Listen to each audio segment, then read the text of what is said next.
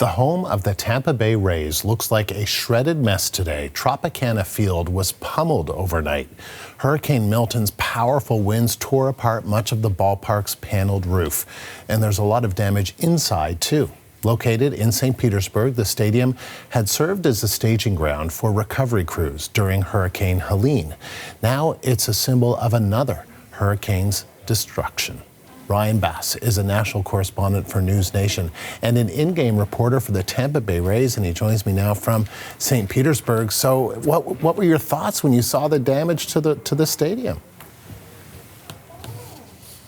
I'll tell you what, Andy, yesterday I had a chance to watch this storm roll through, and there were 100-mile-per-hour winds coming through, and to watch this stadium and the roof being shredded by 100-mile-per-hour wind gusts before my eyes. I mean, it was jarring. And I think it just shows the magnitude of the storm that just came through our area, that made landfall just south of us in Siesta Key. We had those hurricane force winds coming up, and we were getting battered with them for about an hour and a half.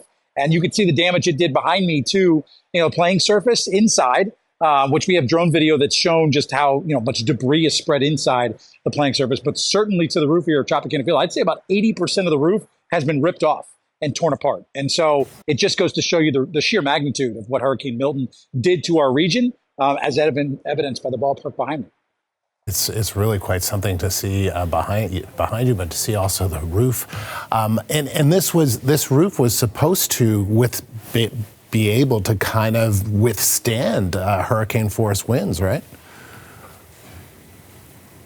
So the roof was built, remember, this ballpark was built in 1990, and according to the Rays Media Guide, and again, I worked for the team, this roof was built to withstand 115-mile-per-hour winds. It's built with this Teflon type of material that's fiberglass. And so it was built to withstand that. But there were some reports of just how strong this storm could be. Remember, it was a Category 5, an increase from a Category 1 to a 5 in less than 24 hours. So there was definitely some concern of what damage could be caused. Obviously, when you're seeing the roof ripped off in real time here, it goes to, again, explain just how strong this storm was and this hurricane was, Milton, coming through our region. So, yes, this roof was built to withstand some of that, but when you've got such a powerful storm like we did in Milton, obviously you could see the damage here. We had a crane that was working on an apartment complex here beside me that was tossed to the ground as well. So we had some really powerful winds. The second highest wind gust recorded in the area came right here in St. Pete. So, certainly you see the effects of what Milton did here to our hometown, by evidenced by the baseball field. And we're looking at some of the drone shots, and we see a lot of the cots, and we saw, the cots that were there before the storm. But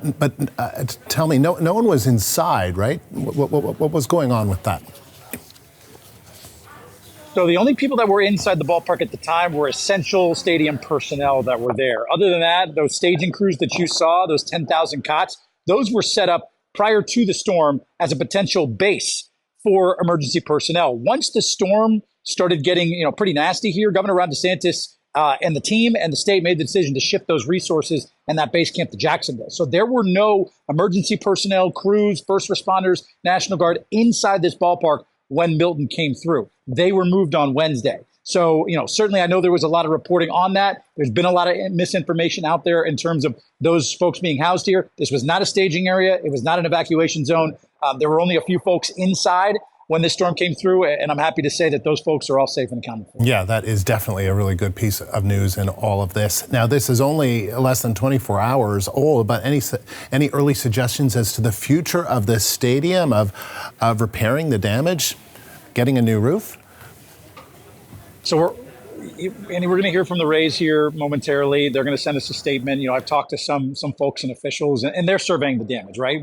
We're all waking up this morning to the destruction left behind by this storm. So I know a lot of those Rays officials are there surveying the damage inside Tropicana Field, seeing kind of what's come of the playing surface, the stands, all the technology, obviously the roof and the lighting, a big part of the game day experience here at the Trop. So, the timeline still to be determined. I can tell you this is the most sustained damage that this building has taken, since it was built in 1990. So it's going to take months to recover and quite the timeline. I don't have any update on if it'll be ready for opening day. I'm sure we'll figure that out in the weeks and months to come. But I know that the folks here at Tropicana Field will work as hard as they can to get this building restored and get baseball back here in St. Pete as soon as possible. Ryan, thank you. Ryan Bass, correspondent for News Nation, reporting for us from St. Petersburg, Florida. We're going to take you now to Washington for the daily White House press briefing. Let's listen in. Touched by her strength and service. Now shifting gears to the storm. This morning, the president and the vice president were briefed on the impacts from Hurricane Milton and will continue to be briefed throughout the day. We are praying for those who lost their lives and all the communities devastated by the storm. The president and the vice president will do everything in our power to help with the respond, the recovery, and rebuild. Last night, in advance of Hurricane Milton making landfall, the president spoke by phone with several officials in Florida, including Orlando Mayor Buddy Dyer, Sarasota Mayor Liz Alpert, and Representative Gus Bilakis and Kathy Castor. This morning, President Biden also spoke to Governor DeSantis about the impacts of Hurricane Milton. The governor thanked the president for the extensive federal support to prepare for and respond to the storm. This afternoon, the president spoke with several additional Florida officials following the impacts of Hurricane Milton across the Florida Peninsula, including Senator Rick Scott, Representative Anna Paulina Luna, Gainesville Mayor Harvey Ward, Fort Myers Mayor Kevin Anderson, Orange County Mayor Jerry Demings, and Pasco County Chair Ron Oakley. The president told each of these leaders to call him directly if they need additional assistance on rescue, response, and recovery efforts. The president also emphasized that he will be with them and their communities no matter how long it takes. Additionally, FEMA Administrator Criswell has been on the ground in Florida since last night, and today she is surveying the damage alongside her state and local counterparts and will work closely with them to determine any unmet needs. At the direction of the president, FEMA and the federal family began to quickly deploy resources to assist with rescue and response operations, including over 1,200 urban search and rescue personnel and the 3 Coast Guard swift water rescue teams with rescues already underway. Over 1,000 federal personnel, all focused on helping the people of Florida respond and recover. And over 15 million meals and 13 million liters of water are already in the region, with 20 million meals and 40 million liters of water ready to be deployed. The U.S. Army Corps of Engineers has 2 temporary power teams and a roofing team to diagnose the need for short-term repairs to homes and structures. The Department of Defense has also provided 60 high-water vehicles and personnel who can further aid in search and rescue efforts. To the people of Florida, this is still a very serious situation. Please remain vigilant. Listen to local officials. As the president has said, we will be here for you as long as it takes. Now, as you all know, this is an ongoing response, and we are getting information in real time. We're very grateful that we have the Secretary of Homeland Security, Mayorkas here, who is on the ground here virtually, obviously, who's on the ground in North Carolina surveying the damage and helping with response to Hurricane Helene. Regarding Hurricane Milton, we won't have all of the answers right now, but we want to provide as much information as we can. And so with that, I will turn it over to the Homeland Secretary and Homeland Security Secretary. Thank you so much again for joining us, sir. The floor is yours. Thank you, Karina. Good afternoon. Can everybody hear me? Yes, we can hear you fine. Thank you. Thank you. So I am currently joining you from North Carolina, where I've been meeting with our extraordinary FEMA personnel and federal, state, and local partners on the ground about Hurricane Helene's devastating impact and the progress we are making in our work to help North Carolina communities and aid in their recovery. Before I share an update on the situation here in North Carolina, I'll provide you an update on Hurricane Milton, which last night made landfall as a Category 3 storm near Siesta Key, Florida, following a day of heavy rain and at least 27 tornado touchdowns. Our hearts break for the Floridians who have lost so much. I was briefed earlier by FEMA Administrator Criswell, who's on the ground in Florida, as Karine noted, along with more than 1,000 FEMA personnel. There is significant water and wind damage across central Florida.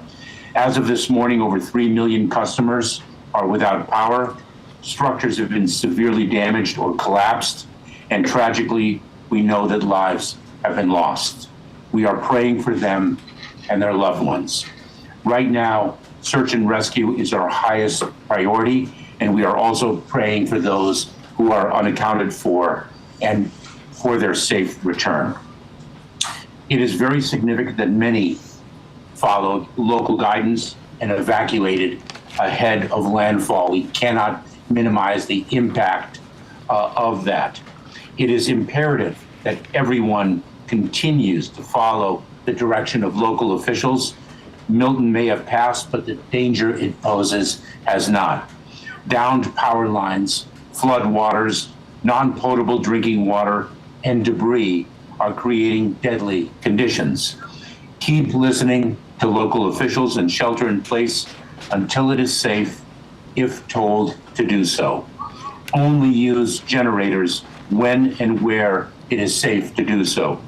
People can find more tips on staying safe after a storm on the FEMA app or by visiting ready.gov. We've been listening to White House officials giving us an update on Hurricane Milton. We heard there from the White House press secretary saying that the president emphasized that he will be with Floridians and state officials for however long it takes, saying that there are 1,200 search and rescue personnel right now searching for people who are missing. There are 1,000 federal personnel helping with the recovery. And we heard again there the staggering number of over 3 million customers in Florida that are currently without power.